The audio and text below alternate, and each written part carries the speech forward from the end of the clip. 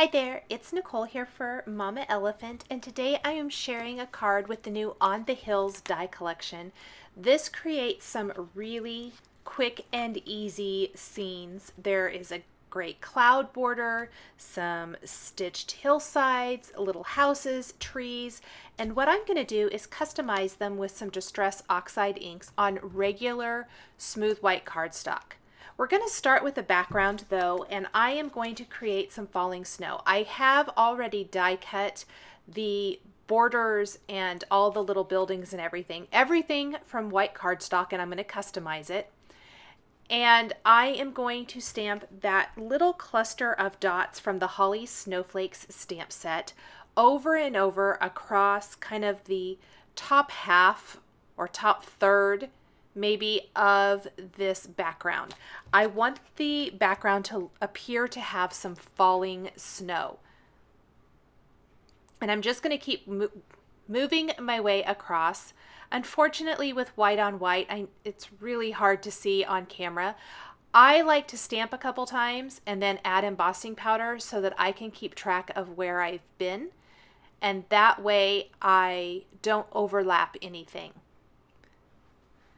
Once I have all of my stamping and embossing done, I am going to go ahead and heat set this and then apply some Salty Ocean Distress Oxide ink over the embossed areas for embossed resist. I knew that I wanted to do a rainbow design with the houses and trees that go along the bottom of the card. And knowing this, I kind of chose my Distress Oxide ink colors before getting started, laid everything out, and from there decided on what to use for the background.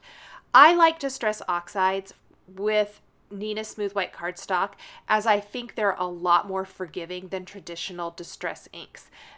They go on fairly smooth, and you don't have to have any specialty watercolor cardstock or Bristol Smooth cardstock, which is my preferred cardstock when using traditional distress inks. Now, when I first lay down that ink, there's a little bit of an ink tool mark, but you can see pretty quickly as I work my way down that I'm going to lose that. This is what I'm talking about the cardstock being a little more forgiving. Or the Distress Oxide inks being more forgiving, rather.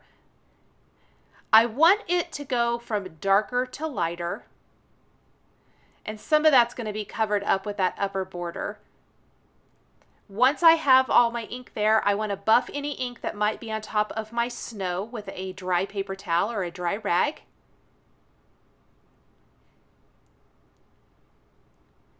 Then I'm going to go ahead and attach the clouds at the top of the card, just as it is. What I love, do you see how they're stitching along the scallop and then the straight edge, but not the sides? All of the border pieces are like this. It immediately adds a fantastic stitched element to the card without anything along the sides when you're using this for portrait style. I think that that's really, really cool. Along the edges of the snow, I just took my ink blending tool and added a little hint of blue to both.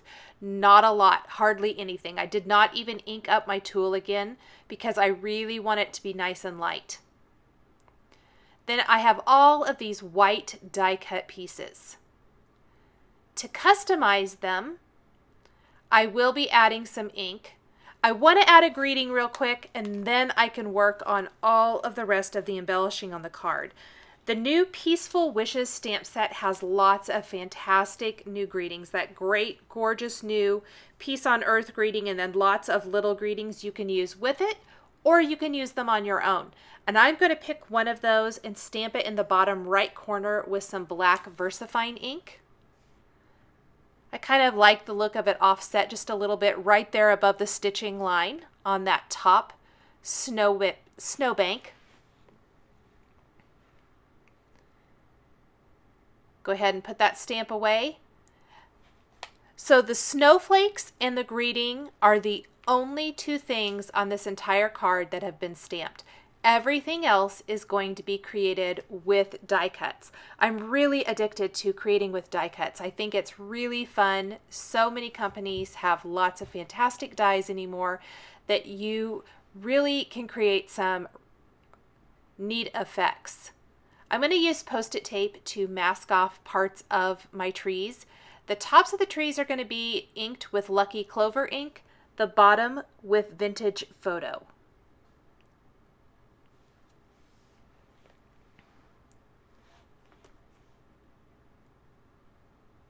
Just pop that up. And then I'm just going to move my masks and do the bottom of these with the Vintage Photo ink. Now, what I love about these pieces is that they've got this great little bar along the bottom.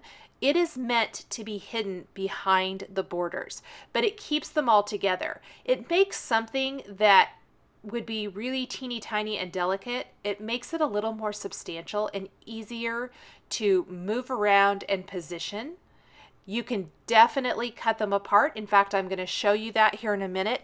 I did cut mine apart for both the houses and the tree borders for that back border. So I'm going to have to, I shouldn't have put adhesive on the back of that border because I had a hard time getting that tucked underneath. I went ahead and tucked it, or used a little undo to lift it up, then tucked it underneath there. And then I'm going to mask off the houses, and starting with Picked Raspberry, I'm going to start adding color to the little buildings. So I've got my pink. Now I'm going to go with my red, which is Candied Apple. And then Spiced Marmalade for the last color on this little trio of houses.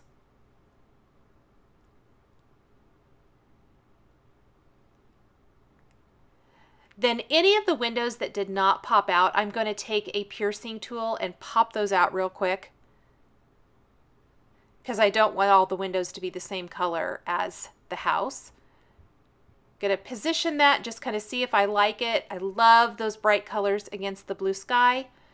Put some adhesive on the back of this, and then I'm going to tuck that right there along the left side of that back border.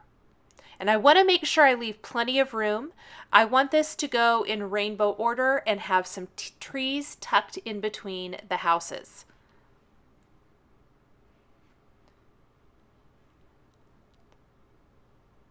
So I'm going to cut these apart. Now, originally I was going to add trees next. That's why I went ahead and inked up these trees, just like I did the first set of trees that I did. But when I went to set that back there, I realized the trees can kind of be my green component for the rainbow order. And I needed to have some yellow. So before I attach this, I'm actually going to go ahead and grab the houses and cut them apart. And then I can ink up one of those houses with Fossilized Amber Distress ink. And go ahead and put that where the trees are. Move the trees over just a smidge to the right. And then it will definitely be in rainbow order with pink, red, orange, yellow, then the green trees.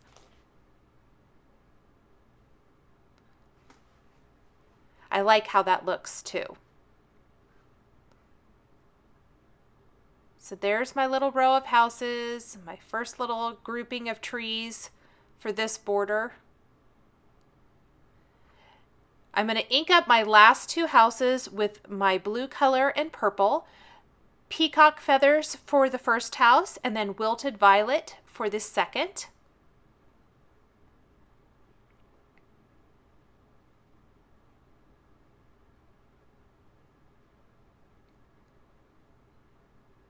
Again, I'm just going to tuck those right underneath the border before moving on and adding my last tree. I wasn't exactly sure of my placement. I kind of had an idea of what I wanted to do, but I wasn't particularly set on any particular design when I got started. So I really kind of mixed and matched and worked. I thought I might put some houses in the front, but as I did this, I really liked all the houses back here with some trees tucked around them. And then I want to go ahead and create this full tree border all the way across the front. I have an extra set of a little trio of houses here that I can use for something else. So there is my first border of trees, and 2 of these tree borders will fit one of these stitched hillsides, and which I really think is cool. So if you want the whole border to be trees, you can die cut 2 of these and place it right there. I even think it would be really fun to do a white on white style card with all the die cuts remaining white and not adding any color to them, and maybe just having a little pop of color in the background somewhere, and maybe, or the greeting could be in color, just something. But I think that would be really classic, very clean and simple, and really fun. So I want to add this last border of trees, but I want to get it lined up just so. I want to make sure it stays in order. And I didn't have any adhesive apparently under that area on my border because it was not sticking at all. Get a little bit of adhesive, line that back up.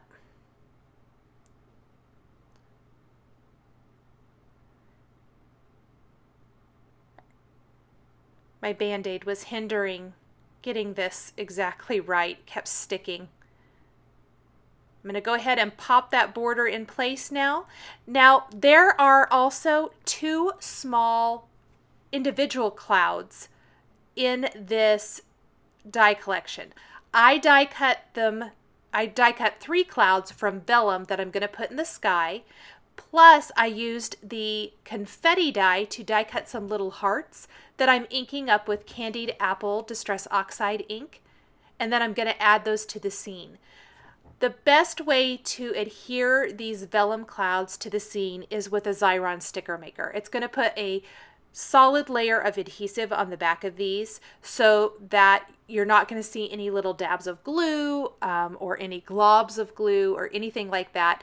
And it's just a great way to attach a vellum accent. And I think that really fills in the sky nicely.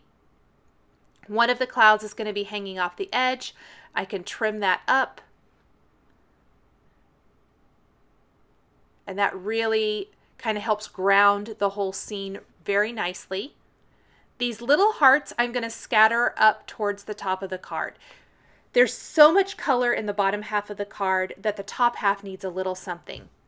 I'm going to add some little dabs of glue, do 2 little hearts here, and then do 1 additional heart up in the top cloud border. So I just popped out 1 more heart, and I'll ink it up real quick. I love being able to customize white die cuts with whatever color of ink I want. This is one of my very favorite things to do. It is just really satisfying to be able to customize and color these with the inks I have on hand, especially if you maybe don't have all of the cardstock colors represented that you want. Once I have my hearts and clouds in place, I'm going to attach this panel to a top fold card base. And my card featuring the Mama Elephant on the Hills die collection is all finished. Thanks for joining me today for this die cut scene card featuring the new Mama Elephant on the Hills die collection. I've also used a new greeting from the Peaceful Wishes stamp set. The supplies I used to create this card are listed and linked below the video here on YouTube. Here are a couple more videos featuring Mama Elephant stamps and dies that you might be interested in. Thanks for watching, and we'll catch you next time.